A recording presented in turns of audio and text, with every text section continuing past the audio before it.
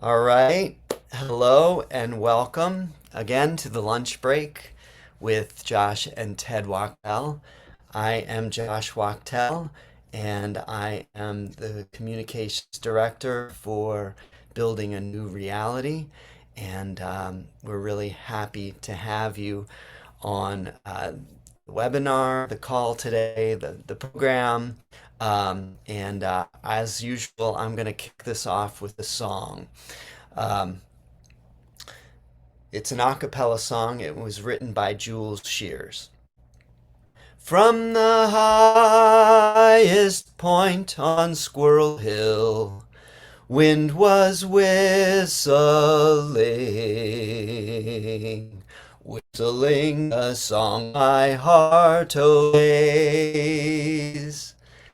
At the highest point on Squirrel Hill, I am counting backwards. I suppose I'm counting back the days. At the highest point on Squirrel Hill, I see everything. Every little piece becomes complete. I look out the way I never looked in childhood days, when all my hanging head saw was my feet, walking a changing line, like the one between the sea and shore. I use that memory now for an easy smile.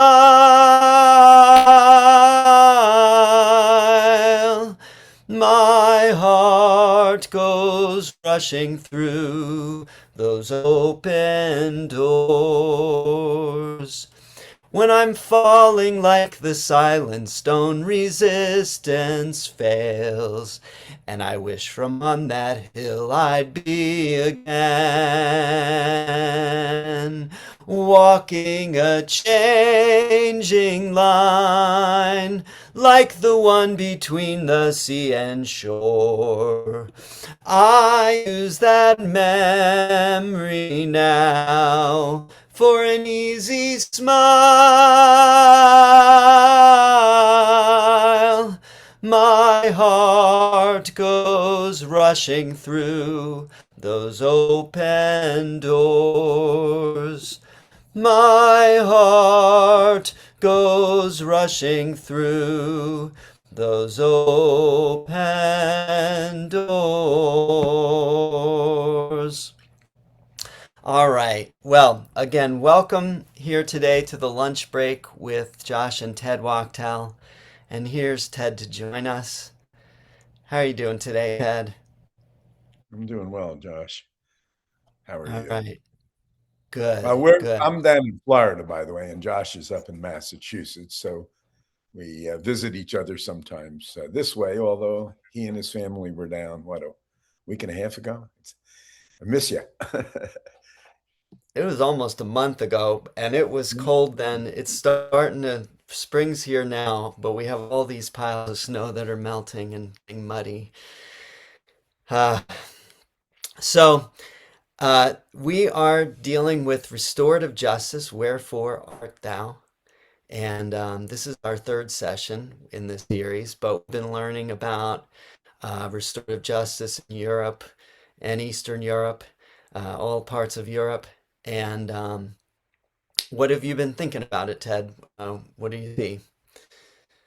Well, I think that not surprisingly, some of the greatest impact on systems with restorative practices have been in schools. Restorative justice has had a harder go, although there's been some impressive things done and people are working very hard. But we talked about this in a previous session. There's sounds terrible, but if for people in a justice system, more people committing crimes is job security. Uh, And however, in schools, one of the reasons in 1999 we switched our focus to schools because they were experiencing really increasingly inappropriate behavior through the 70s and 80s, not able to cope with it. And actually, if we're able to provide an effective way for them to deal with wrongdoing and conflict in schools, uh, they had a real need for it, and it was, making their life worse as professionals. So, restorative practices have moved a long way in those years, but my impression is not so far in court systems and prison systems. Some of the things, though, from what I can gather, and we're hearing from different people. We heard from Ian Martyr, and we heard from Vidia Negri, and we're going to hear from a friend from Brazil, Paulo Moratelli, because it's like trying to find out what's going on in different places, uh, you know, helps us swap stories, what's working, what isn't. And should we mention next week, Josh, at this interval, or touch on it? Or... Sure, yeah, and we're adding a session for next week with Dr. Jonathan Hobson from the UK as well, who's just put out a book which covers Yeah. a range of Oh, practices. I'm sorry. I misspoke. Ian Martyr came from Ireland, although he's worked in the UK. And this fellow's a friend. Well, they just came out with a book, and sort of trying to think of something to say. Josh and I were talking about this new book, and Josh suggested, and I followed up on. I wanted to give a supportive quote to it. That I've been yearning for a book, a thoughtful book that takes an overview of what's happening on restorative justice throughout the world. So this new book came out just like we found out about it a few days ago. Um, and a fellow, Ben Fisk, who's been on one of our earlier webinars, uh, who's got a social work background. I think he just earned his PhD and, is doing some really interesting work. He's been out, not just in the UK, but I think it was India. I'm not sure. He's done some work, and he recommended this fellow coming up, but this new book, and it's really, seems to be a good survey. So there are people thinking about wherefore art thou, restorative justice, and I think today we're going to hear from Brazil, but next week there it's going to be a whole survey. So it should be fun to conclude our. In effect, we're changing from 3 to 4 episodes in our series. All right. Um, and we've been thinking a lot about how change happens, and so more people doing. I mean, we're hearing about a lot of people who are doing different forms of restorative justice. It's certainly spread to every country. There are laws that are requiring it, programs, or at least supposedly the offer of it in so many places, and that institutionally, it's lagging in terms of uh, actually being in the systems and being available to everyone. But this is how system change. It's slow, and I was thinking about the quote you were just telling me earlier when we got on that Right. you were going to share with people from Rebecca Solnit. Okay. Yeah, Josh. By the way, you were frozen. You may not be aware. Your video's been lagging. Your voice came through clearly to me, and I hope it Yeah, was. I seem to have a bad connection today. But if my voice goes out, take over and tell me to mute. Okay. But we'll live with the poor video. All right. Well, I was thinking about the essence of restorative justice is about, is a contrast between a judge in front of a courtroom with all the power and supposed wisdom, occasionally assisted by a jury, but ultimately making the decisions, and flipping how to deal with this conflict or crime by getting the people who were affected by it together to actually engage with it. So that's at the heart of restorative justice. And Howard Zehr talked about relationships being more important and repairing the harm, but also the European influence. Niels Christie talked about the system stealing our conflicts, and we need to have the opportunity to have them because we actually, by having multiple perspectives, can do a pretty good job. And so the research in the many decades has supported that. There's support that restorative justice helps people heal victims from post traumatic stress when they get a chance to tell their stories and be heard and acknowledged and so forth. Well, this little quote I heard today took it on took it to kind of a societal scale, and this woman, Rebecca Solnit, who's a progressive woman who author and very articulate. I actually put up a little 1 minute or so quote of her on my Facebook today, but she talked about was talking with a New York Times fellow about, well, where is the individual we've all been looking for, to be a counterweight to those who are upset by Trump's style of leadership. What's the alternative? Who's the counterweight to that? And she answered the question by saying, I think it's not about, having individual powerful superheroes who take on, sort of like depicted in any number of movies. A guy, I think she jokes about a guy in spandex running around being powerful, but it's actually about collective action. And that's really how things change in the world. And she cites Thich Nhat Hanh, who's was a leader of the Vietnamese Buddhist movement, and he died several years ago. But he was very articulate, and he basically used a word that I didn't write down. I should have. It starts with an S. He said he thinks the next Buddha is not an individual, but the all of the practitioners. That it's a group of people. It's the community of practitioners. That the community will be the next hero. And years ago, I wrote a little chapter in a book called Beyond the Schoolhouse on No More Heroes. That there's going to be a need for all of us together to take responsibility. And it sounds very idealistic, and somebody say, oh, that sounds like communism. No, it's not. It's about what we've done always in history until the Industrial Revolution ripped apart the building blocks of society. Family and community has been, really uprooted. There's a great historian that says that, Harari. But this notion of no more heroes and that we're going to rely increasingly on the wisdom of crowds. And so, if anything's going to change, it's not going to come from some individual hero. Josh, do you want to mention about using the chat if people want to put up where they're from and or any other comments? Yeah, by all means, feel free to share in the chat where you're coming in from, anything about your professional life, and also as we go along, if you have questions for our guests, please feel free to put them in there, and we'll try to feed them into the conversation. The word was sangha, by the way, is the Thank you. Buddhist term for community.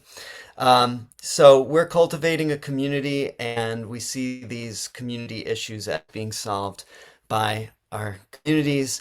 And we'd like to welcome our guest now, Paulo Moratelli. Put your video on, coming in from, I believe, the capital county or province in Brazil. Hello. Hello, Paulo.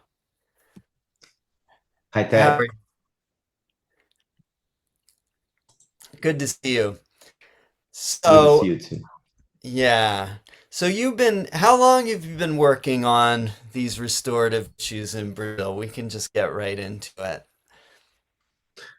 As a restorative justice facilitator since 2010, as a psychologist working with adolescents in conflict of the law and since the 90s. It's been a long time. Great. Well, what was, you know, you've done a lot of work. I know you've done some very serious cases, some very serious situations, and you're a strong proponent of the power of restorative justice uh, to be, for really transforming people in a community and affecting what's happened. So, was there a case or was there a situation that first got you involved in this? Well, for me, the first thing was this idea, when I heard this restorative justice, I think, what is that? I never heard of it. So I get attracted by the name, and when I start to learn about it, it seems pretty much interesting. I said, yeah, that's the real thing.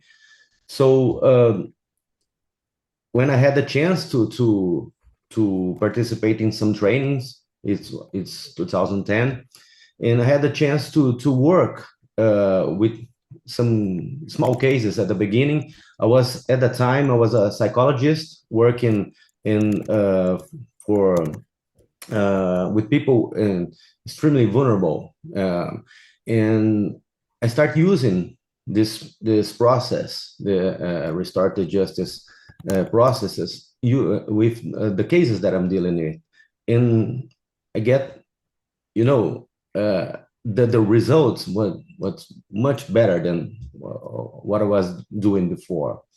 So it was the results of this encounters, these circles, and What, uh, Paulo, give us an example or two of what those circles were like, when you were first getting started with it.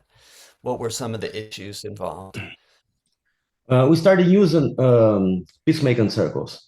The people that we were trained the first time was Kate Branis from the US, and we started using peacemaking circles. I myself started using it as a social worker, psychologist working in this with this kind of vulnerable people. And I first started using this process not exactly as a victim offender encounter, but to working with the community, uh, and start putting more people inside this conversation and trying to figure out what we need to do next, what we can do for those people, what they can do for themselves. It always been about taking risks, but taking responsibility, accountability, and so on. So it really was amazing, the results. So I had the chance right after that to start working with cases that was sent to me by the judge, in cases they're dealing with from the beginning serious crimes, homicides and sexual crimes, and you name it. And the results were always amazing. And I think the most important thing for me, and today, looking back to those results, was not about the victim's participation, the offender's participation, or even the institutions like the judiciary or so on, but was the community, was the power, exactly what Terry was talking about the wisdom of crowns. When you put all those people together, a lot of people that are really trying to find ways to do better things, to live a better life, they can do it. If you step out of the way, and that's the first thing that I was trying to do from my very first circle, was stepping out of the way. I'm not the expert in that kind of situation. I was just a facilitator of this conversation, trying to propose the right word, right questions, to create the real conversation about the real things. So trying to create results that could be transformative for them. That was the case since the beginning. So the community's participation was, for me, was the key from the beginning, and that was the most interesting thing for me. Yeah, yeah. So, uh, definitely, such a big Well, impact when everybody is involved. Ted? I was just going to say, is there one story that stands out from that period of experience that, I mean, usually something jumps out, as a You good know, example of that era of your practice? I had the chance to run hundreds of these processes in all kind of crimes, and you name it. I've been there because since we don't have a law, a specific law for restorative justice in Brazil, everything is allowed, So we had the chance to work in pretty much everything that you can name it. Probably I have dealt with the case like that using restorative practices. There was one case that was um, mind blowing for me, because there was this family. They had 9 children, from 1 year old to 11, 12 years old. I can remember maybe 14. And just the father and mother, they couldn't handle with all those kids. They are very vulnerable people and so on. So what happened in those cases in Brazil, normally they can have the social workers will help them, and sometimes the kids will get into the public shelters and so on. And that was the case. They are in the public shelter, and the 9 of them. And I step in to help them. This judge sent to me this case, and I start working with this family and the whole the whole bunch of workers that were dealing with this case, teachers and social workers, psychologists, and so on.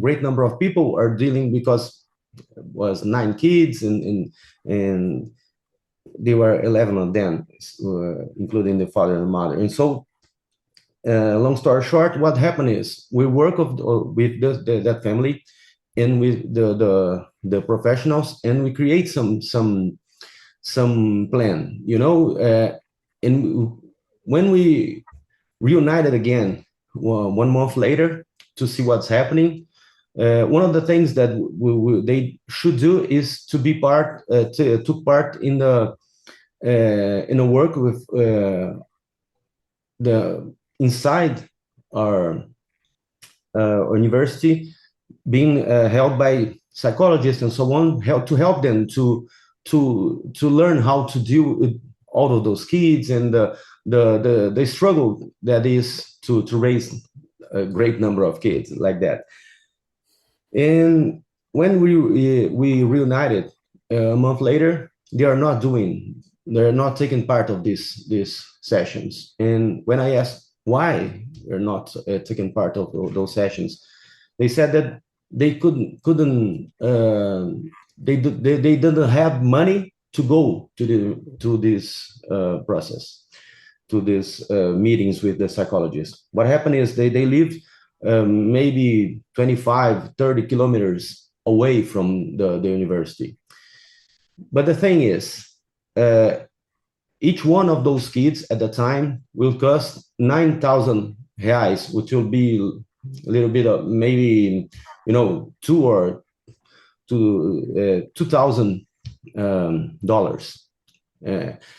each one of them. So there were 9 of them. So it will cost for the municipality maybe $20,000 per month to keep them inside the public shelter, and the municipality doesn't give them money to go to the meetings to help them to raise their kids and so on. So the results is they will go back to the public shelter.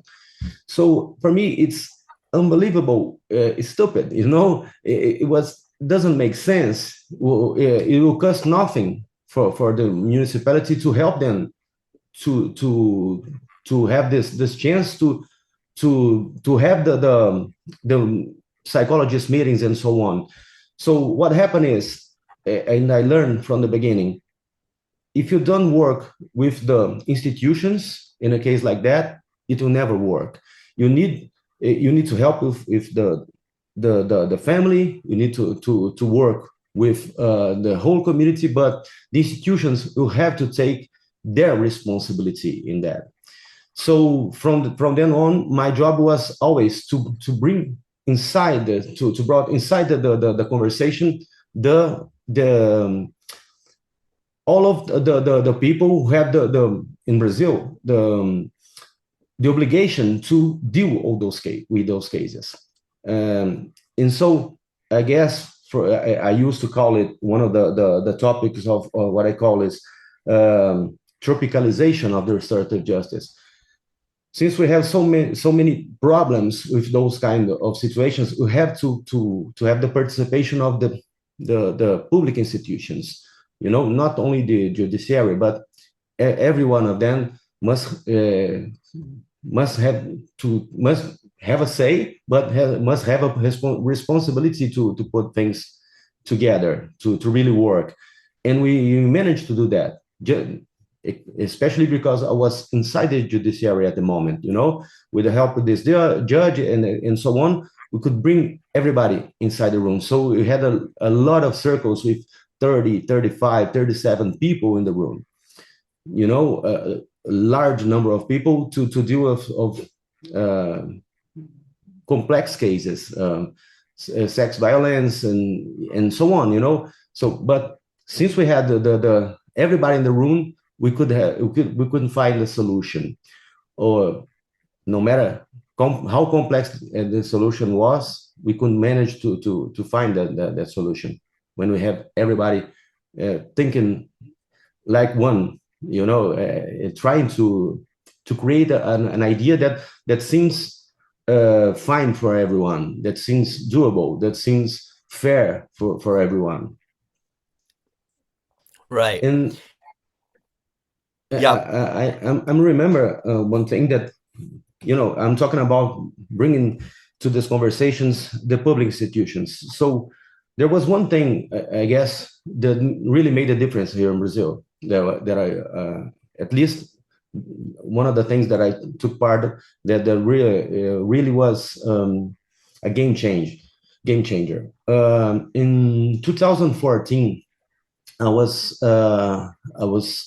running trainings, restorative justice facilitator trainings, and usually people who took place in these trainings were psychologists, teachers, and social workers, etc. But you never had judges um, or prosecutors and etc. in those kind of trainings. But what happened is I went to teach a course in a small city in Paraná. It was a state in the south of Brazil, and the idea was another course with aimed at workers of that judiciary, psychologists, etc., lawyers, etc. But what happened is that was a very different audience, and due to a communication failure, the course when they hiring us for the training, this course students were more than 20 judges, a public prosecutor, and 3 or 4 other professionals. What happened is, what we can do now, because at the time we thought that there will never be restorative justice facilitators, okay? They were just judges, just public prosecutors. But what happened is, they fell in love with the idea and the process. And this training led to more than 10 other trainings in that state. And from that point on, the whole landscape, the whole idea of the training changed. And we start in every training that we had, to have psychologists, social workers, etc. Okay, but we have judges and public prosecutors and so on. So what happened is we didn't have anymore just the facilitators, but the people. We had the people who had the power to send the cases on for the facilitators. So things starting to happen. So we could have a lot of working happening in several of the Brazil states. So for me that was a really game changer. So after that, you had literally circles happening in courtrooms. Is that correct? Of course, yeah. From 2012 on, I went to coordinate the first restorative justice department inside a court in Brazil. So uh, we start dealing with all kind of cases inside the judiciary, not because the previous idea is the judge had send us some cases, and me, for example, as um, I do it in my free time and so on. It's not a thing, but since we start working inside the judiciary in 2012, that was the only thing that I did. So in a year or so, I did 300 circles or more in those Wow. kind of cases. Every one of them was um, a complex case that we dealt with all kind of crimes and so on, in always using restorative justice practices. That I had to say it. We need to adapt it because since we're dealing with complex crimes and complex situations, we need that the practice could match that complexity. And that's when I found out about Terry O'Connell and start reading the things of the International Institute of Restorative Practices and etc. Because we need a practice that will be more suitable to deal with those kind of cases and those kind of violences and aggression and so on.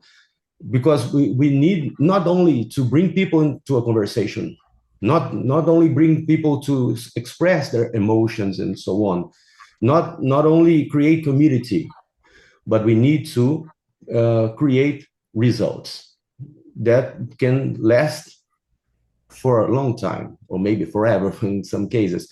So we need to a practice that will be more focused on helping people help themselves, not only create conversations. It's amazing to create some dialogue spaces and so on, but we need to create results. Those results were the most important thing for the judges, for the prosecutors to see, oh, these things really is really helping us. It really is really helping those people, and it's really delivering justice for those peoples, for the victims and so on. So more and more cases, more and more judges and prosecutors are jumping in this process, and so the things start growing from that point on. So the thing that Terry is always saying about being explicit, it's not a thing at the time. We're not explicit. We're just we have good intentions. We're empathetic guys and so on, but we need to create some results. We need to create opportunity for people to really create solutions for them, and that's what started to happen for us, and was an amazing What would process. some of the outcomes be in these cases, Paulo? What were you seeing, and what were the judges and prosecutors seeing that made such a difference to them?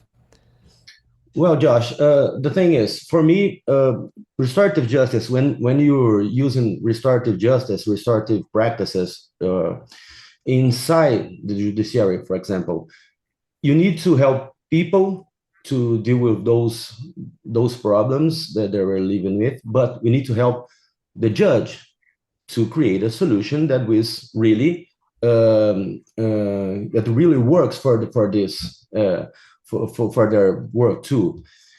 Because otherwise, it was happened to me. You create solution for the people, but if you're not creating solution for the judiciary itself, the problem will be there.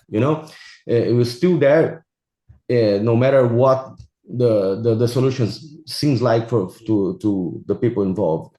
So we seen all kind of solutions that you can possibly imagine. For example, we had cases. I had one case that I worked with those people for 8 years. It was a case with the that deal with sexual violation of a small child. We had cases that we deal of 3 years for adolescents that burned a homeless man. They killed them. So very complex cases. And we had cases that we had success in a week or so. In one circle, it was enough for them. But the most important thing for me, Josh, it was every time that it happens, the results were always good. When people had the chance to create autonomy, to meet a responsibility with themselves and the others. So the social discipline window, and it has to be there. The people has to be treated fairly, with respect, but firmly. So every time that we could do that, the people start understand their protagonism in their own lives, being the most important thing people for themselves. They create the solutions. The solutions may vary from creating plans, from repairing harms, all kind of harms that you can possibly imagine, but solving this lawsuits and that are against them, but also creating space for them to be to really manage their lives from their point on. So if you maybe you could help me choosing one kind of crime or and I could tell you a story about that. What results we achieved that time. What do you think? Sure. I don't know, an assault, Oh, fights, something like that. okay. There was this case. There are four boys they are ranging from 15 to 17 years old, or so, and they are playing in their own minds. It was just playing, and they assaulted a guy nearby a mall, and they took his phone, his cell phone, and they did a little bit of aggressions and so on. So they get caught, and they went to the judge, and the judge sent to me the case. Normally, what happened is they have to took part in a program that can vary from 3 or 6 months, and when they go to institution and do some social work, and besides that, they go to that was one of my job at the time. They go to a psychologist, and they have weekly meetings to understand why they do that, why they don't have to do that, and etc. But what happened is, using this new thing, the restorative justice, we invited the victim to tell what's happened for him, and etc. And we try to create some form of repair the harm that he had. But since usually that's the case in Brazil, the thing is, when the crime happens, it usually we took a long time from that point on till they had the chance to meet in the court and so on. It was 1 year and a half after the time that they had to meet. So the victim said, "Oh, they only took my cell phone. I bought another one better than the previous one, so I don't want that cell phone back. But what I do need is they gotta understand what they did and why it was so bad for me, and I need to know that they will not do it anymore." So with the idea in mind, we would help with those kids to think about how could they uh, could create some changes in the way they think, the way they behave from that point on. And one thing is, they said, but it was just a play, everybody does that. Everybody of my friends does that. I never thought of it as a crime. I never thought of the victim. For us, it's just a game. So they understood in the process.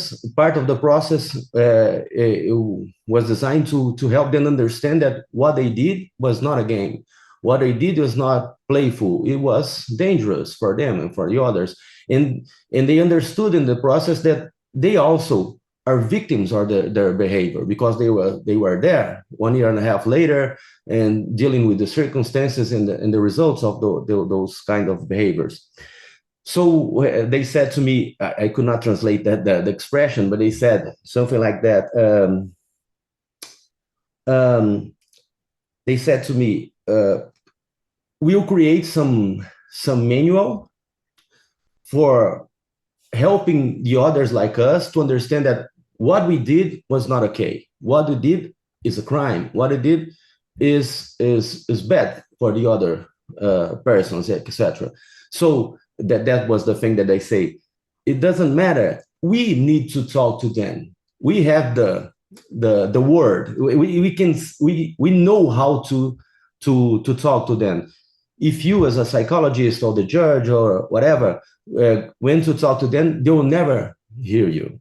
They will never listen to you, but they will listen to us. So, as a part of this process, they delivered this idea. From 4 weeks from now, we'll be at every Sunday. And one of the points that we usually gather, we as the boys, etc., and we start to talk to them about what happened to us, what happened inside this judiciary, what happens when we meet the victim, and so on. So one Sunday will be in this place, the other Sunday in the other place, and so on. From in the 4 points of that city, they usually met to start doing those games, as they thought it was. So it was amazing, because it makes sense for us, for them, Otherwise, they will be in a institution cleaning rooms and so on. They will never make sense for them. They will never took responsibility from that kind of results. But since they put themselves in those kind of situations, in those places with their people, to say, and the shame took a big part in this process. It was shameful for them to be at that place and saying, we did something wrong. We don't want you to do this kind of thing too, because otherwise you are doing something wrong and you will face the consequences. So that's one thing very important for me, because and as a part of the process, they have to face consequences. They have to understand that there are consequences of what they're doing. So they said, we need to talk to them. And so we had a lot of cases. There was another case, very interesting. Long story short, 4 guys were trying to kill one guy inside this facilitation. In this, there was a shelter when adolescents commit crimes, we call it. infractional acts in Brazil, they are put in some kind of jail, but it's a different space with only adolescents and so on. Inside this facility, there 4 of them are trying to kill one of them, and they asked me to end there and talk with those kids and trying to what was the idea was not that nobody was killed, that was my job at that point. So we talked to each one of them. There were 4 possibly offenders, 1 victim, and there were 2 more. They chose those 2 other adolescents to help the conversation went through. So it was a very complex case. I had 5 pre-meetings with which one of them, since I had the certainty that nothing bad will happen inside the process, because it will be only me and 6 other kids, every one of them that have committed serious crimes, homicides and so on. Every one of them, those 6 had committed serious crimes. So it was just me inside this small room and in those boys. What happened is 3.5 hours of conversation. They have created some understanding and plans and so on. They have achieved every point of that plan from 2 years on, since they at the time they will be released. But the most important thing for me is, I guess, that's another case that show me the impact and the power of those kind of situations. There were 6 of them talking to me. Inside this facility at the time, there were 66 people, 66 adolescents. All of them committed serious crimes. The facility was planned to have only 40, but there were 66, so a large number of people. And when I went back to run some monitoring in the case, the people who runs the facility asked me, what happened that day? And I get a little bit confused. I said, why? What happened? I thought that something really bad happened in the facility. And he asked me again, no, what happened that day in that conversation? I said, but what's happening? Because why you were asking me that? I was very, afraid of something really bad happened. And said, I don't know. This facility is calm as never been before. There were never been fights or for a month. They are just, everybody's calm and talking to each other. There never been another problem in the football sessions and the TV sessions and so on. What happened? And I start to think with myself, well, what happened is one of the guys that were trying to kill the other one was his best friend forever, since they are young kids. Due to this, to have 66 people where just have to be just 40, they put this guy, the victim, with the other with other guy who was this enemy of this guy. Was his friend. So that guy and the other guy were fighting for the traffic in the area, very complex area in that city. So that guy thought, well, he'll tell them all of my secrets, all of my, I cannot allow that. So what is the solution? I must kill the guy. That's the only solution that they could think of. I will kill my best friend so they could not deliver my secrets. Inside the process, they understand that they could solve the problems by conversation, by dialogue. And I can imagine people thinking when this guy, the possible victim, get back to the the area where the other people are, and they said, since this guy was the leader of that space, they said everybody comes to him and said, when we're going to kill you, because the plan was to kill him. No, no, we're not killing anymore. Why not? Well, we have a dialogue and solve the problem. And those kids never had the chance to understand or to learn how to solve problems by through dialogue. So that's the power of those processes. You don't change only the people who took part in it, but you can change the whole landscape, the whole community, because one talks to each other. There are other ways to solve problems, no matter what. So, Josh, I could tell you stories one after the other, but I guess we don't have the time. I'll give the word back to you. This was Yeah, great. yeah. No, thank you. That's great. Yeah, I mean, the whole idea of how sometimes things can be contagious in a way that you wouldn't have expected. And it sounds idealistic or romantic. Oh, these wonderful things will happen.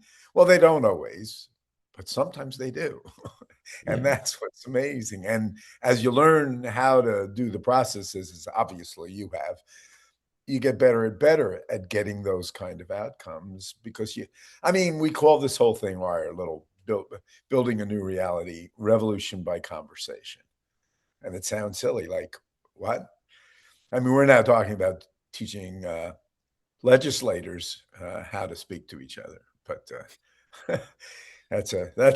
that's tougher than working with criminals. Actually, might be one of the yeah, same yeah, it's true. things. I don't. But another thing, Ted, again, you said romantic. That's one thing that I've never been. I'm not romantic about those things. I'm always being practical because we're dealing with people's lives. I'd always thought I need to help them to create real solutions for them. What it seems really fair for them, or what they think that really is justice. And okay, sometimes it would be very poetic what happens inside those conversations, but it's just as one perspective about that. The main thing is you need to deliver consistent and explicit outcomes, or it never works, because it was always the outcomes that bring more people to this idea, more judges, more prosecutors, and so on. And if you don't deliver real outcomes for them, it will never happen. You need to really. That's why to have the chance to collaborate with you, Ted, in some opportunities with Terry was so. I'm really grateful for I'm learned from you, Ted. For I'm learned from Terry. It was a lot of fun being on Oh, your events. That was great. We enjoyed it. yeah, it's true. So, Josh, looking at the time, what do you think? Yeah, I think we're gonna have to put this one to bed. Paolo, thank you so much for joining us and sharing your experience, working with restorative justice in the court systems, and it's just great to have your experience shared. Thank you for invitation. I'll always be at your disposal. Always Thank count on you. me, Josh and Ted. You can count on me. Thank you. Thanks, Paulo. All right, Paolo. Thanks so much. All right, everybody. I'm gonna take it out with one other song. This is the only song I know that is always relevant. It is called "This Moment." It was written by Victoria Williams. This moment will never come again. I know it because it has never been before. And I listen to the rain outside the door 1,000 1,000 voices singing songs that ain't been sung before. Some days are lost in reverie. I find the very hours have slipped away from me. And say, sunlight dances through the trees, and the shadows, they amaze in me. And say, hey, hey, hey, this moment will never come again. I know it because it has never been before. And I listen to the rain outside the door. Oh, 1,000 voices singing songs that ain't been sung before. Where we are now, soon it will be then. Where we are now, soon it will be then. Where we are now, soon it will be then. It's nothing more, it's nothing less than the place that we are living in this moment.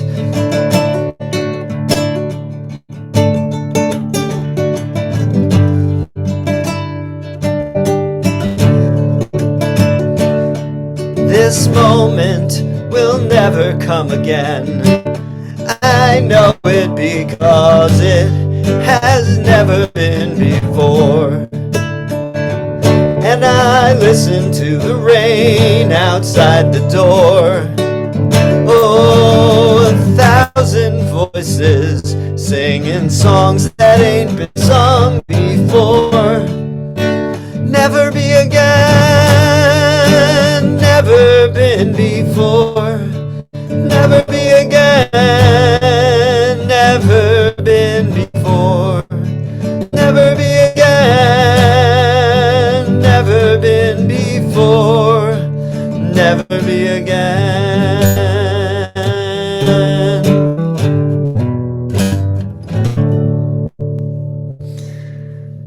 All right, folks. We lost Josh visually, but oh, there you are. Oh, okay, so good.